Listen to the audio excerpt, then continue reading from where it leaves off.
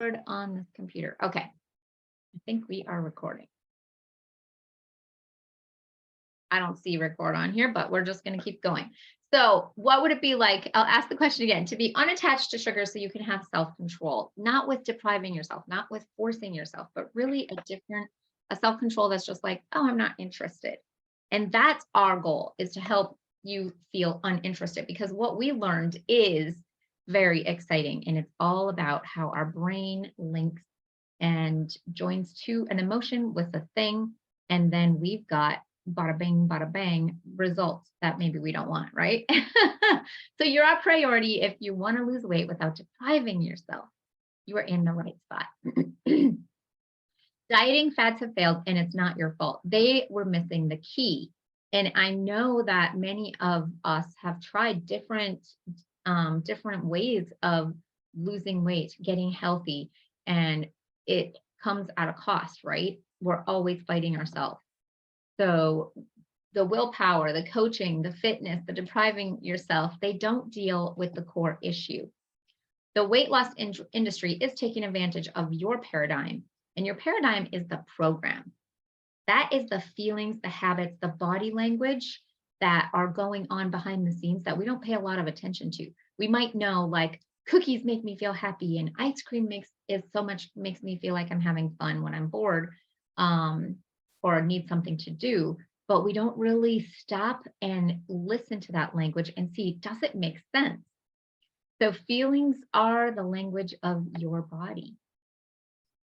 You can't help but sabotage your goal when you don't know that there's a program going on in the background, right? This is like, programs are so strong. They run 95% of your day and your body. And at first, when I heard that, I was like, yeah, right. I'm always thinking about stuff, but I wasn't thinking my heart is beating, my lungs are moving in and out, my eyes are blinking, my ears are hearing, my legs are walking, I'm tying my shoe, I'm carrying my purse, I'm driving a car. All of these things I don't really think about unless something like almost happens right in the middle of it. So when we are doing this unconsciously, doing these habits unconsciously, and it's such a powerful, strong program, it is what runs the computer. Then we need to know what it is to reprogram it, instead of trying to stop it. That becomes a pattern that makes us feel like failures, right? And it makes us feel like we're not good enough. And for some reason, it doesn't work for us. And something's literally broken in us, right? But a lot of times what our subconscious is desiring is connection when we go for that sugar. And so that's the first thing and if you're taking notes, write this down, because that's the first thing that I want you to just be aware of. Every time you go for a cookie, go for that ice cream, go for cake, go for brownies, any kind of sugar that is not natural sugar, then I want you to notice, like, who do I need to connect with right now? Because I've worked with enough people to know that that's a big link. Okay. So that's a big tip for you to take and apply to your life, because if it is connection you need and not sugar, and you give yourself connection, you will set up your subconscious so it says, oh, this is taken care of now. And you can stop your cravings without that force. So what you don't know is the subconscious language.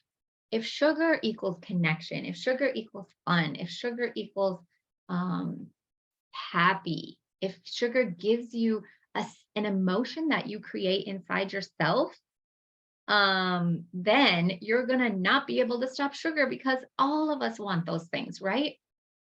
But when you realize it's not the sugar, it's my need for fun. I need to go have fun. I better run outside right now and play ball with the kids.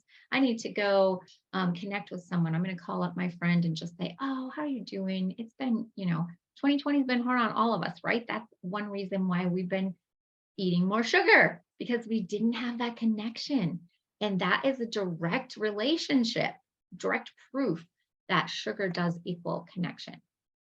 It's causing weight issues. It's causing health issues. It's not healthy for you. It causes inflammation. It's addictive, but you can't help yourself. And it's okay. You just didn't know until now that there is this strong link in your brain that is not going to give up on, you need this connection or else bad things happen.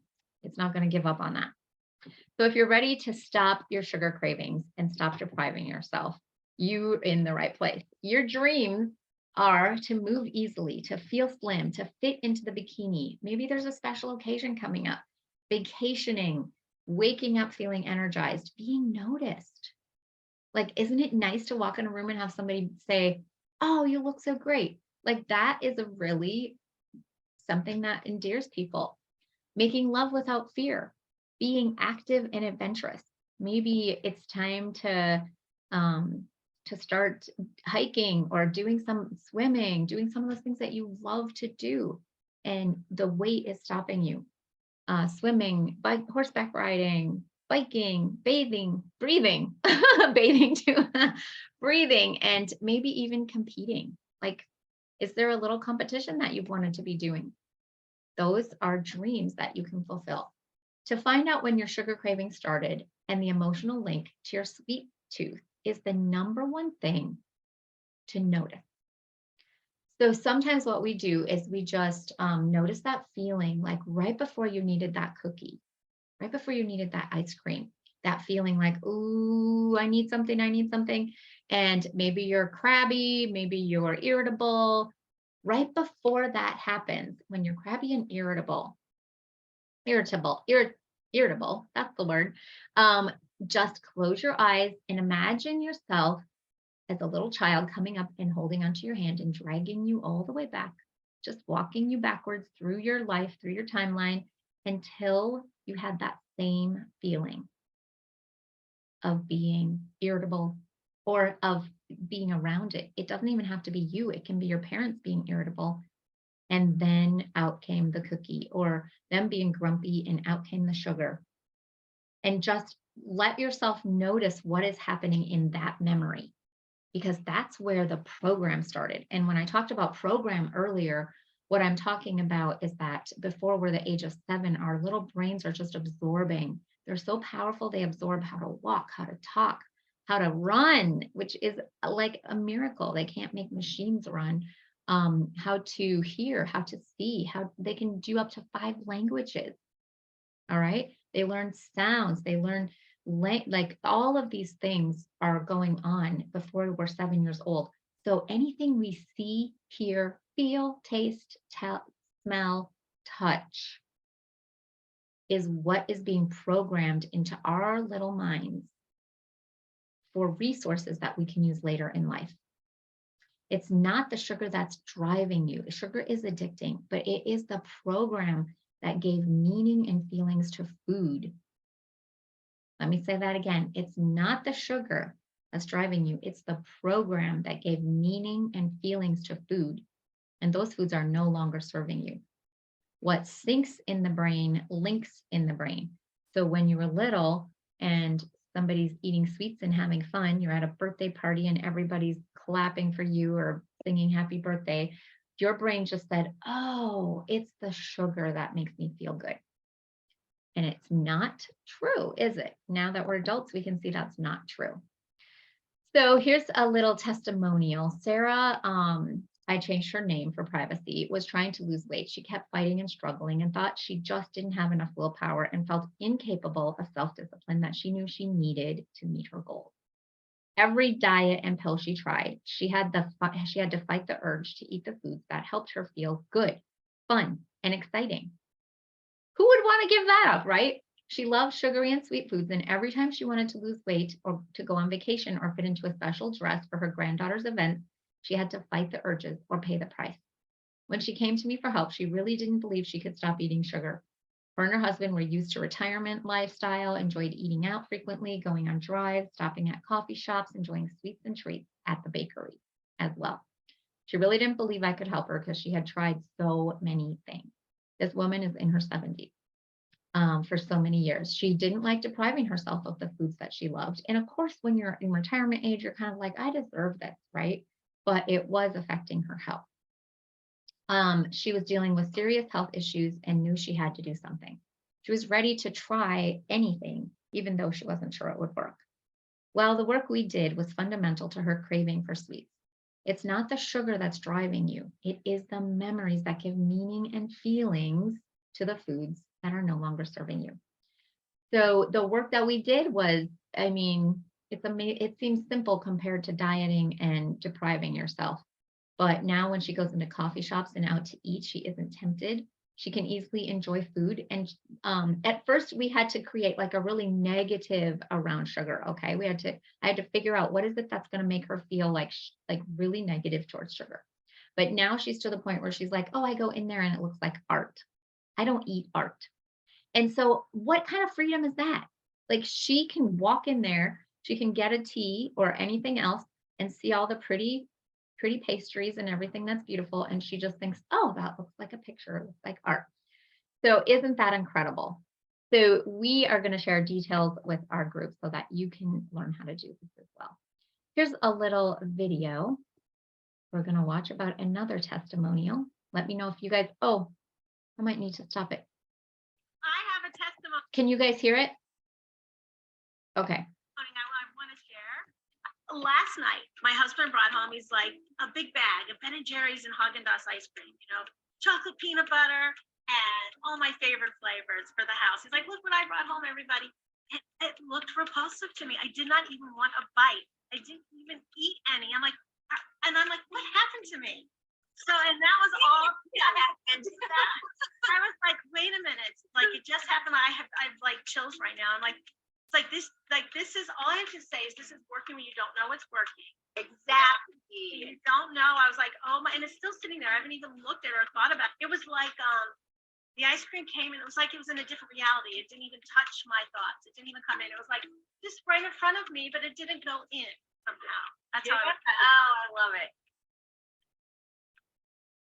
Awesome. So that is one of the testimonials. And what you know is that it hasn't happened yet, or maybe you have had some success, but you need more. You would do it if you knew how. Your actions are sabotaged. And it is difficult, isn't it? And so if you're ready to try something else, that's what we're here for. There are things working in the background, limiting beliefs, the perspective that you had from a memory, the body sensations, the beliefs, the emotions, the sensations of what you saw, heard, felt, tasted, smelled.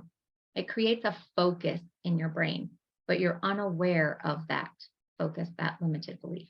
What you are aware of is your negative self-talk, but you might not even know what to do about that either. So science is proving our brain and body is connected. Let's let go of old beliefs that drive these eating behaviors and be truly grateful for our incredible body. I think that one of the greatest things that we can do is to start being grateful for what our body is doing for us. And I know that when we're overweight, when we're uncomfortable in our body, when we're dealing with pain, that's the hardest time to be grateful for our body. And that's why we support people doing this. Because if you can say, you know what, I have too much weight on my stomach, but I am so grateful that my food is being digested right now and I don't even have to work at it. Like, I appreciate that it's digesting, it's eliminating, it's taking out what I need, it's providing for my heart, providing, so I can walk and move.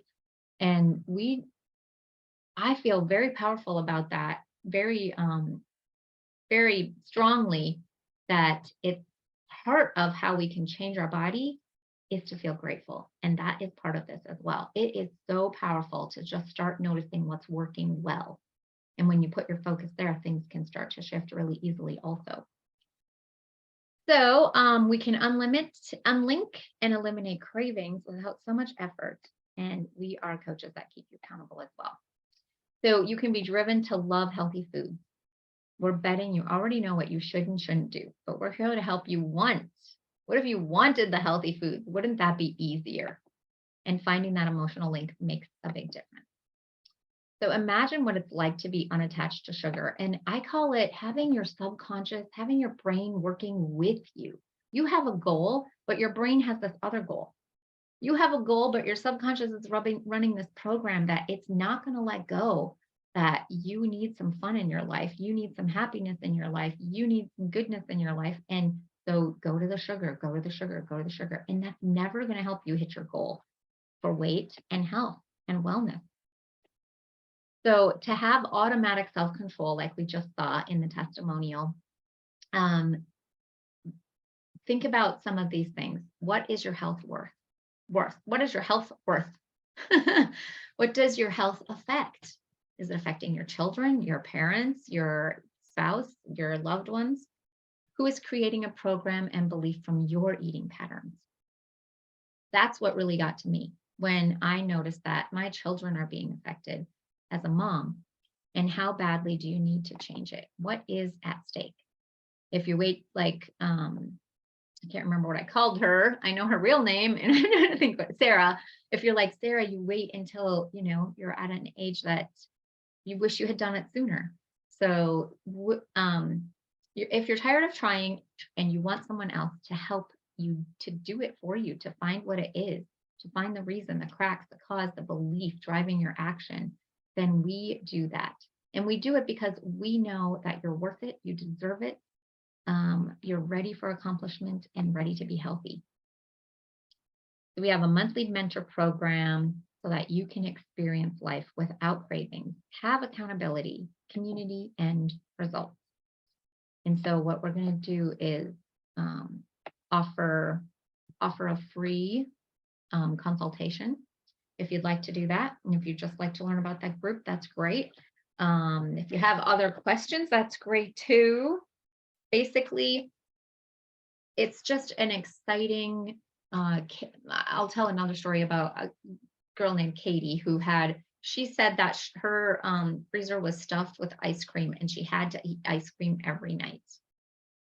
Yeah, but this was a health issue again. Like for her, she was dealing with some serious health issues, and she knew that number one, dairy, but also the sugar was causing a lot of inflammation and problems in her body.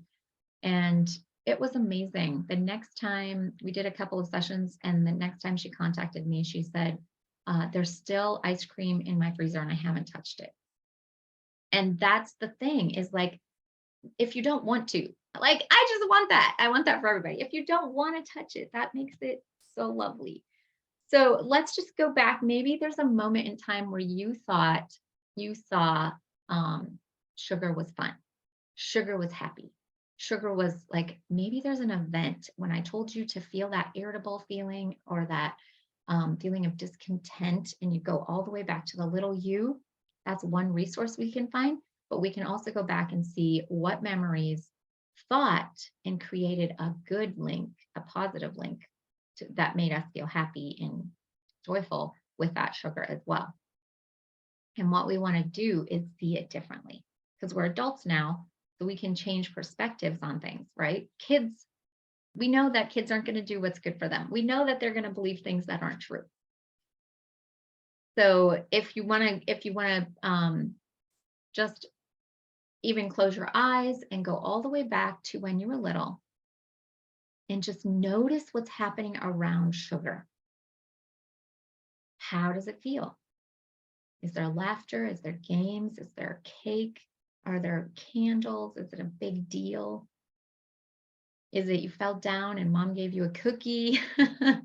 Like, how did you learn that this makes you happy?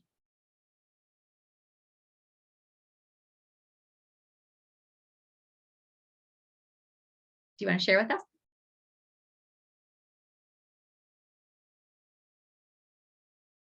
Well, I just know that, like, to me, a birthday party without cake is not a birthday party. Yes. So maybe that's something associating the cake with the birthday party. Good. Very good. To me, I always tell my mom, I'm like, Mom, you have to have a cake. Like, come on, it's your birthday. You can't just have cake, you know? Yeah, we associated cake with celebration. But your mom is stillborn. She's still having a birthday. It's her day. It's her birthday, even without a cake. But there's a strong link to, without a cake, it wouldn't be a party. It wouldn't be a celebration. Or right? like when you go out to dinner, you're like, I have to have dessert. Like, kind of thing. It's like there's something missing. It's like you need the dessert. Or when you like if you get together like before, not now, right? To me, go out like just to hang out with my friends and like go to, like a Panera or something. It's like, You okay, gotta you have get your food. sweet and a pastry. You have to have Exactly. your pastry, right? That's right. Yeah, you have to have food. So go back to that moment. Maybe it's when you were a little kid, little child, and there was cake there, and you noticed that makes the celebration. The reason we're celebrating is because of the cake. Maybe it's because the candles are lit. Maybe it's because everyone's singing and looking at it. Like for you, just notice. How did you know that's true? Is it what you see, what you hear, or what you feel that stands out more when you think of that? I've heard a thing about because I used to do, what is it called? Noom. I tried Noom for a while. Um Sure. and there was one that said, like, they even show it in commercials that we tend that there's like something called sugar pushers or food pushers or like and they say that your mom and stuff, like they're trying to give you love with food. Oh, yes. My mom always tells us, she's like, this is the way I show you guys love, like, That's by right. making the foods you guys like and stuff. So she's like, oh, have more and stuff, like, Yeah. you know. And who wants to deprive themselves of love? So go Yeah. back to that when you learned that, is that's really powerful. Like you're not going to give up sugar. You're always going to go back to it because it equals love. So go back to that moment when you learned that grandma's pushing sugar, mom is pushing sugar, whatever it is that you learned, that means love. Like my grandma made me cookies. And because they tasted so good, I thought that was love too. But maybe they tasted so good because they were from her. And, there's Yeah. that too. But so, and just go back and notice if the cake wasn't there, you're celebrating a birthday and the cake's not there. What does that Just mean? feel like you just feel like there's something missing. There's something missing. Yes. And are you familiar with tapping? No. No? Okay. So we tap right here, Uh, we're interrupting. uh, Yep. So there is something missing in this party. Let it go. The reason we want to let it go is because we want to start missing some of our weight. We want to be like, oh, it's gone. It's missing. I like it missing off me. So just let it go, let it go, let it go. The missing isn't really about the cake. The deep and breath sometimes in. I feel like sometimes you don't even want it. You don't feel like eating it, but it's just because there's something missing. Yes, exactly. That's Like, exactly what you linked. When something's missing, you're going to go to cake. uh-huh. Otherwise, if it wasn't there, it would feel empty. It wouldn't feel like a celebration. So now, if you could go back as a child, what would be something that would be the center of attention that would be like, oh, this is the best party ever? So I bring ponies to parties. Uh-huh. What if the pony was in the kitchen instead of the cake? Would that make a celebration? What if puppies were in the kitchen instead of the cake? Would that make a celebration? Like as a child, maybe it's a bunch of balloons and so many balloons that you can be lifted up in the air. What would make it a celebration for you without the cake? The presents. The presents? Good. I was saying the presents, right? Yes. It's Yeah. birthday. A kitchen full of puppies. Did you like puppies when you were little? Oh yeah, I have 4. There's some more over there. Oh, wow. I have 4 dogs. Awesome. Yeah, like imagine walking in, it's a birthday party and you walk in and there's a kitchen full of puppies running and playing and tugging and like, wouldn't that be fun? That's real fun, right? That is real fun. And love, what was love with your grandmother or your mother? How did you know when you were loved? They give me food. Yeah. What else? Okay, let it go, let it go, let it go. I would let it go. Like really, I would tap and look around and just say, I'm letting this go. It wasn't the food that showed me they love me. Because if food was making you unhealthy, that's not love. You wouldn't do that to somebody you love. If food is making you addicted, that's not love. You wouldn't do that to somebody you love. So, what besides food would show you that you're loved? Just being with them. just Maybe hugs or something? playing Like, games, hugs, reading a book, singing a song, maybe getting up and dancing. Like that's real love because that's connection. And remember at the beginning, we talked about how sugar equals connection. And so if you wanted to be connected and loved by your mom, maybe there's real things that show you love. Maybe having mom say, let's go on a walk. Let's go do some exercise. That's true love. That's the kind of love that teaches you good, healthy things, right? Let's go to the zoo and see the animals. Let's go to the park and play. You didn't say let's go to the zoo and eat animals, did you? No. see animals. No, let that go, let it go, let it go. So it really is about the relationship. It's about the fun. It's about the happiness you feel. And you can feel happiness with people. And that's good and healthy. So now what do you really hate? Like what is the grossest smell you've ever smelled? What is the most disgusting thing you've ever seen? What is just nauseous? Oh, maggots. Maggots? Maggots. Yeah. Maggots. Good. So now I want you to close your eyes and there's that birthday cake in front of you. And it's beautiful. Oh, am I filling it with maggots? Oh, it's no. creamy. It's creamy. And as you look at it, close your eyes. I mean, we're going to help you release this. As you look at it, that cream starts moving. Ew, and you notice it has like an end to it. And then these things start coming up and they're big and fat and they're like squishy, gross. And you're like, what? They're colorful too. They're full of colors.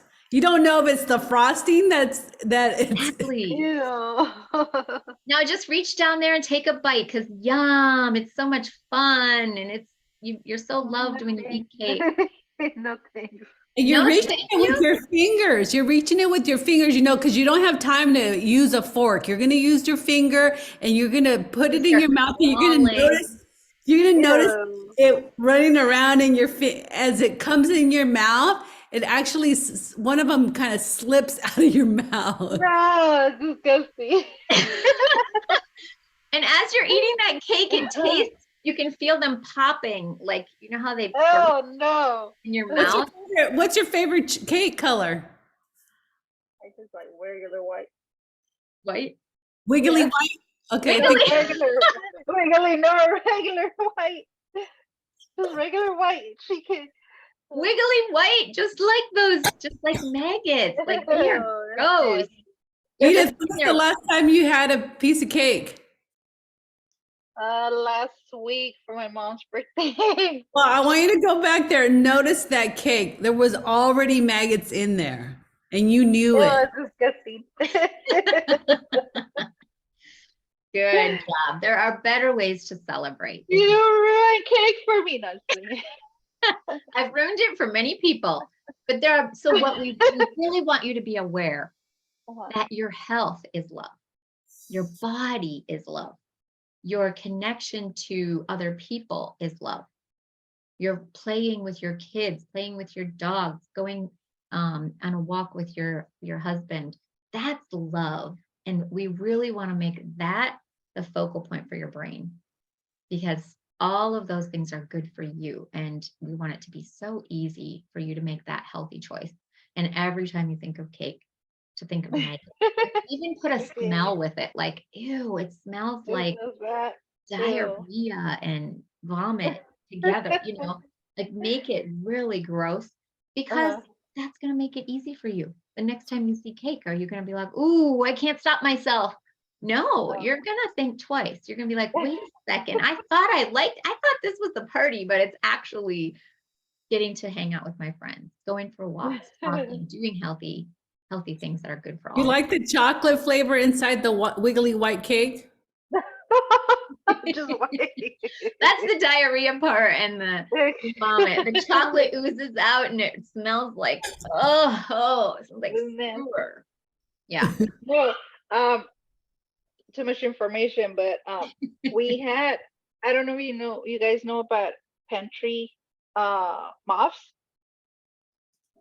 So there's this they are long moths. They're more like a rectangle.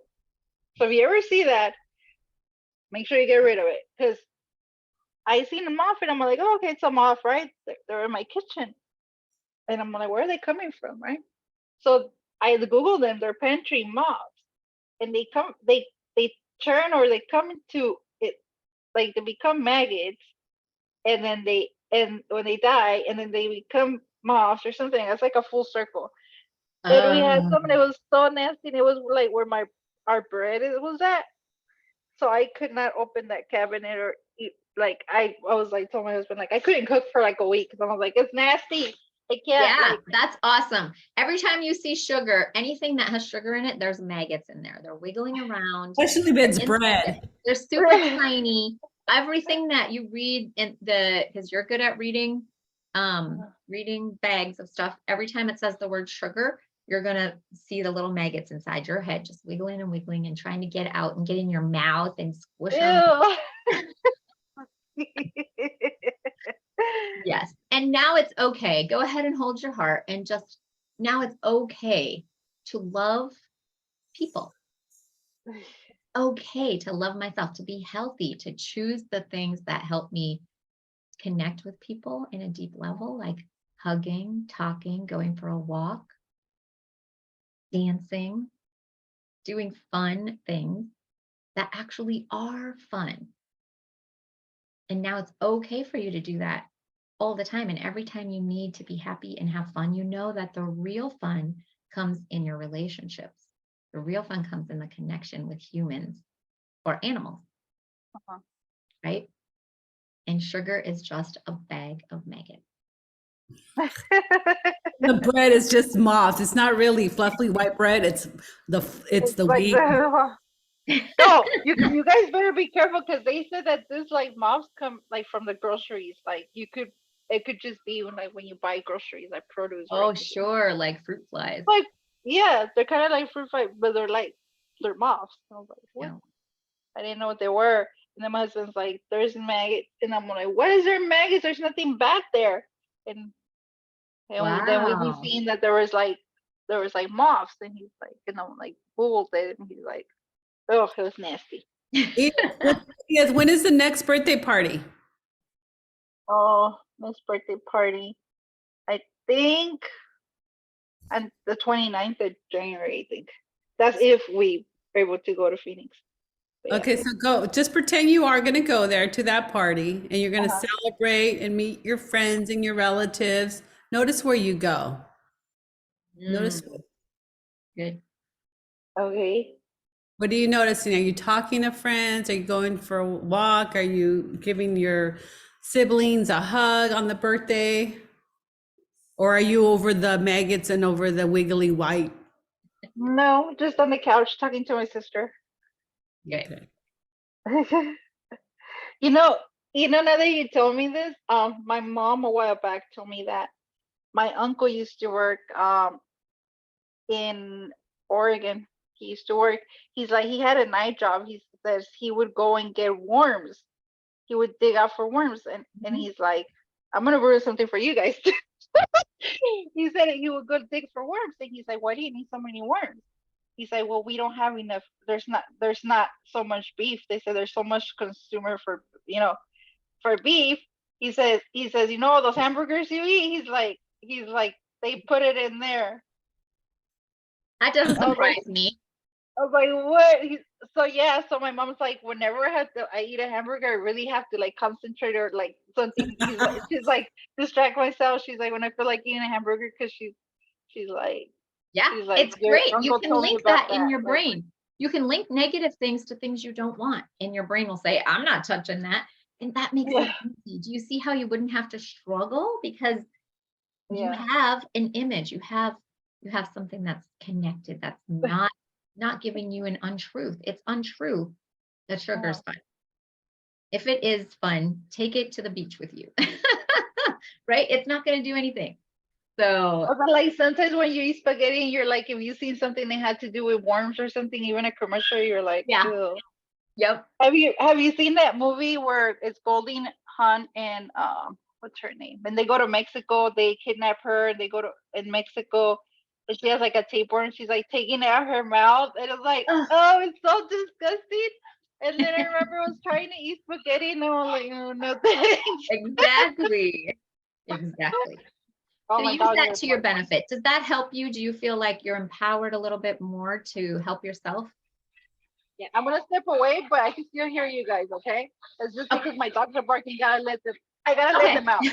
Hi, I can still hear Natasha. you. Yeah. Did I shut off the recording? Oh, well, just go ahead and close it out. Okay. So Hi, Dan. hopefully that this has Hi, been Rita. How are you? has been very beneficial for you, and you can see how the connections in your brain don't necessarily benefit you. And it's really great to have somebody looking in there and finding out, what is this true? Is this real? Because sometimes we don't see those blind spots, right? So Rita and I do have a group, and it's on Thursday night, 7:30 Central, and Monday night, 7:30 Central. And we would like you to reach out to us. We'd like you to set up an appointment and talk to us and see if that's a really good fit for you. All right. Well, have a blessed day.